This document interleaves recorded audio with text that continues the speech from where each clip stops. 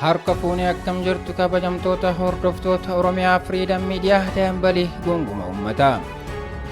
Fulbaana 13 2021 oduu guyyaa har'aaf qindeeffanne kan isin biraa geentaa. Jalqaba irratti hangafoota oduu. Oromiyaa bakkoota adda addaatti tarkaanfiin waraana bilisummaa Oromoon fudhatamu itti fufe. Komishiiniin mirgoota namooma Itoophiyaa gargaarsi lammiilee nagaa naannoo Tigraay keessa jiraataniif godhamu akka si'atuu fi fooyya'u qaamoleen hundinuu waan irraa eegamu akka godhan gaafate. Weellisaan Oromoo Damisuu Moosisaa Asbuuteen dhabame yaaddoo uume. Keeniyaatti sababa beelaan ijoolleen baala hadhaa nyaachuuf eegalan. Kooriyaa Kaabaa misaa'ila fageenya dheeraa haaraa yaalte. Oduu isinitti himuun falmataa sabaa amma oduu bal'inaan. Oromiyaa bakkoota adda addaatti tarkaanfiin waraana bilisummaa Oromoon fudhatamu itti fufe. Waraanni bilisummaa Oromoo Wallagga Bahaa Haroo Limmuu jalatti kan argamtu magaalaa Bariisoo seenuun fulbaana 11 2021 lola jabaa waraana mootummaa waliin gaggeesseen loltoota hedduu ajjeesuun kan booji'ee guutummaan guututti magaalicha qabachuun uummanni heddumminaan bahee gammachuu isaa ibsataa ooluun beekameera. Gujii Bahaa Gooroo Doolaatti waraanni bilisummaa Oromoo ganama kaleessaa jechuun fulbaana 12 2021 magaalaa Harqalloo seenuun waraana mootummaa irratti tarkaanfii fudhateen hedduu ajjeesuu beeksise. Gujii Aanaa Libanitti waraanni bilisummaa Oromoo Cibraan Soddom Booroo fulbaana 12 2021 haleellaa waraana mootummaa irratti raawwateen waraanni mootummaa haleellaa irratti raawwatameen dhiyeessee gara magaalaa Nageelletti baqachuun isaa beekuun maddoonni arganne ifoomsan. Achuma magaalaa Nageellee Booranaa ganda duwwaa tokko gabaa horiitti waraanni bilisummaa Oromoo kaleessa fulbaana 12 2021 waraana mootummaa haleeluu ifoomseera. Oromiyaa Bahaa naannoo magaalaa Haramaayaatti waraanni bilisummaa Oromoo sochii jabaa taasisaa jiraachuunis beekame. Komishiiniin mirgoota namooma Itoophiyaa gargaarsi lammiilee nagaa naannoo Tigraay keessa jiraataniif godhamu akka si'atuu fi fooyya'u qaamoleen hundinuu waan irraa eegamu akka godhan gaafate. Komishiinichi ibsa akka lakkoofsa Itoophiyaa fulbaana 1 2014 baase keessatti naannoo Tigraayitti hanqinni midhaan nyaataa fi maallaqaa mudachuu gatiin nyaataa fi meeshaalee biroo akkaan dabaluu fi qaala'insi jireenyaa yaaddessaa ta'uu ibseera. Dabalataan dhiyeessiin boba'aa fi tajaajilli geejjibaa hanqina waan qabuuf jiraattonni bakkaa bakkatti socho'uun waan jireenyaaf isaan barbaachisu argachuuf rakkataa akka jiran adda baasuu ibseera. Jaarmiyaan kun ajaja qondaaltota mootummaan kennamaa jiraachuus eereera. Waraanni naannoo Tigraay kutaalee biyyattii birootti babalachuun miidhaa lammiilee irraa kan ga'e ta'us haalli naannoo Tigraay keessa jiru garuu akkaan nama yaaddessa jedha gabaasni kun. Kanaafuu qaamni dhimmi ilaallatu hunduu xiyyeeffannaa kennuufii qabu jedhe. Kanarratti dabalataan namootni Tigraay akkaan shakkamuun Finfinneetti qabamanii hidhamanii fi manneen daldalaa jalaa cufaman komiiwwan hedduu dhiyeessaa jiru jechuun yaaddoo qabu ibseera koomishinichi. Komiiwwan dhiyaatan irraa ka'uun kutaalee magaalaa komiin irratti ka'e lama qorachuu akka eegale kan himu jaarmiyaan kun dhaabbileen daldalaa kan cufamaniif waan seera cabsanii fi yakkaan shakkamaniif ta'uu kunis dhiyeenna kana kan hundeeffame garee to'annoo daldala meeshaalee seeraan alaatiin ta'uu eere. Haa ta'u malee abbootiin qabeenyaa dhaabbilee daldala kanneenii hedduun isaanii akka ittiin shakkamanii hidhamanii fi dhaabbileen daldala jalaa cufamaniif murtee waan itti hin kennamneef haga yoonaa dhaabbileen cufamanii akka turan taasifamuu jaarmiyaan mirga namoomaa kun ibse. Dhimma kanarratti bulchiinsi magaalaa Finfinnee poolisii fi qaamoleen dhimmi ilaallatu hunduu hojii qorannoo ariifachiisuun furmaata akka itti kennan gaafateera jaarmiyaan kun. Dhalattoonni Tigraay seeraan to'ataman hangi tokko magaalaa Finfinnee fi mooraa leenjii waraana naannoo Affaar akka jiran maatii fi abukaatoowwan isaanii waliin wal argaa akka hin jirre akkasumas mana murteetti dhiyaataa akka hin jirre hubachiisuu ibse. Weellisaan Oromoo Damisuu Moosisaa Asbuuteen dhabame yaaddoo uume. Weellisaa Oromoon erga qabamee hidhamee baatilee hedduu lakkoofsisee jiru Damisuu Moosisaa Asbuuteen isaa dhabamuu maatii fi hiriyoonni isaa dubbatan. Weellisaan kun magaalaa Naqamtee keessaa sagantaa eebba kitaabaa irratti hirmaatee erga baheen booda baatilee dheeraa dura qabamee hidhamuu isaatiin kan gabaafamaa ture. Dargaggoon kun weelluuwwan aadaa fi kan biraa weellisuun kan beekamu yeroo ta'u mana hidhaa kanaan dura ture keessa torbanoota darban baafamee dhabamuu isaati kan himame. Kanaanis yaaddoo guddaa ilmaan Oromootti ta'uu isaa gabaafameera.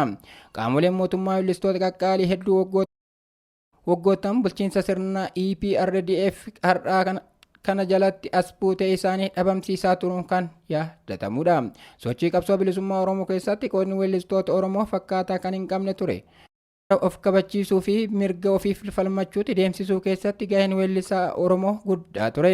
Isa kana gama adda addaan of cinaa dhaabuuf karaa sossobaa fi karaa humna duulli guddaan banamaa as gahe weellisaa Oromoo Eebbisaa Addunyaa fi Maaramee Harkaa akkasumas Yoosef Gammachuu irraa qabuun bakka namni hin agarretti dhabamsiisuun aadaa sirnichaa ture. Weellistoota tole jedhan ammoo maallaqaan ofitti madaksatan yoona gahameera. Haalli kun lamaanuu haga har'aa raawwataa akka jiru dubbata uummatni Oromoo bal'aan. Dhaggeeffattoota keenya oduun kun kan isinii darbaa jiru Oromiyaa Firiidam Miidiyaa dambalii gunguma uummataarraayi. Keeniyaatti sababa beelaan ijoolleen baala hadhaa'aa nyaachuu eegalan. Sababa gogiinsaan beela maatii hedduu miidhaa jiru Keeniyaa bulchiinsa Kiliifii keessatti namootni 20 ol hubamanii hospitaala kan seenan yoo ta'u namni tokko ammoo lubbuun darbeera.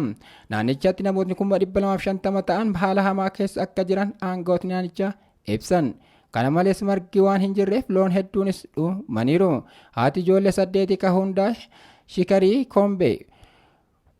Kombee muka Mitohonguru jedhamu kan yeroo gogiinsaa kanatti biqilaa jiru irraa baala hadhaa ta'e ciruun ijoolleesii akka nyaachisaa jirtu himteetti. Baay'ee hadhaa garuu waan nyaannu homaa hin qabnu. Guyyaa 2 osoo homaa hin nyaatin turuu dandeessa. Qaama keenya akka waan nyaateetti gowwoomsuuf jecha baala kana nyaanna jetti haati ilmaanii kun.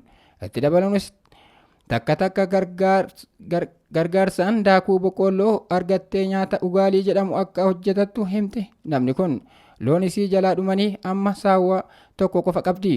Keeniyaan bulchiinsota 47 keessaa 13 keessatti namootni miliyoona 2 ol gogiinsa kanaan miidhamaniiru. Pirezidaantichi ministeerri biyya keessaa maatiilee miidhaman akka gargaaraniif ajajaniiru gabaasni kan BBC'ti. Kooriyaan kaabaa misaa'ila fageenya dheeraa haaraa yaalte.